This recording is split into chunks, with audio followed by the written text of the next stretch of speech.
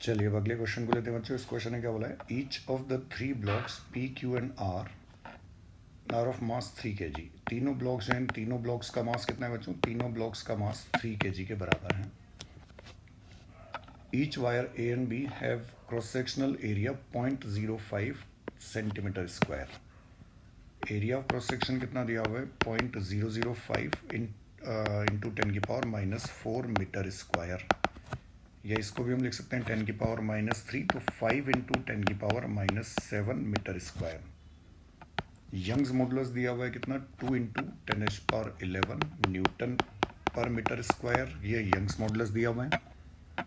पूछा क्या बच्चों? Find longitudinal strain developed in each wire. हर वायर में लॉन्गिट्यूडिनल स्ट्रेन कितना डेवलप होगा? अब देखिए बार बार वही फॉर्मूला काम में आ रहा है बच्चों, डेल्टा एल इक्वल्स टू फैलाया FL/AY। रटने के लिए हमको ये फॉर्मूला अच्छे से ध्यान रखना है। पिछले जितने भी PY क्यू हमने सॉल्व किए हैं सभी इसी क्वेश्चन इसी फॉर्मूले पे हैं लगभग। अब देखिए delta L by L, strain को हम यहाँ से कितना लिख सकते हैं? F/AY।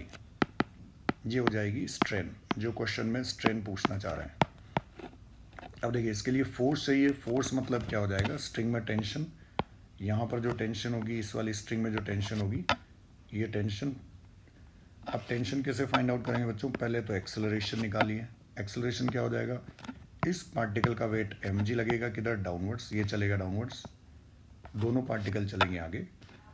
तो एक्सेलरेशन अगर हम डायरेक्ट लिखें तो क्या लिख सकते हैं बच्चों? मोशन की डायरेक्शन में फोर्स जो है, जो मोशन को सपोर्ट कर रहा है, दैट इज mg माइनस दोनों पार्टिकल आगे चल रहे हैं, अपोजिट डायरेक्शन में फोर्स कितना है? 0, तो opposing force 0 upon total mass कितना हो गया बच्चों? 3m। तो एक्सेलरेशन क्या हो जाएगा? g/3। अब एक्सेलरेशन g/3 हो जाएगा, तो अगर इस वाली स्ट्रिंग में टेंशन जैसे अगर मैं लिखना चाहूँ T1, तो T1 की वैल्यू क्या हो जाएगी? अब देखिए T1 कितने पार्टिकल को आगे लेकर जा रहे हैं बच्चों? 2 पार्टिकल को। तो टेंशन को हम डायरेक्ट लिख सकते हैं कितना? 2ma के बराबर। 2ma, तो 2m की वैल्यू कितनी है? 3 इंटू एक्सेलरेशन g/3। देखिए टेंशन हमने डायरेक्ट कितने से निकाली है? 20 न्यूटन। इसके लिए आप लॉज ऑफ मोशन के जो PYQ है उनको जरूर देखें, वहाँ पर हमने डायरेक्ट शॉर्ट ट्रिक से टेंशन निकालना और एक्सेलरेशन दोनों सीखा है। अब देखिए इसी तरह से T2 निकालें तो यहाँ पर जो टेंशन है बच्चों ये क्या हो जाएगी? यहाँ पर टेंशन सिर्फ एक पार्टिकल को आगे लेकर जाएगी, तो टेंशन T2 को हम लिख सकते हैं कितना? ma। m एक पार्टिकल का मास 3, एक्सेलरेशन कितना हो गया बच्चों? g/3। तो T1 और T2 टेंशन हमको मिल गई। यहाँ से g की वैल्यू हो गई 10। अब देखिए यहाँ से अब हमको चाहिए था स्ट्रेन।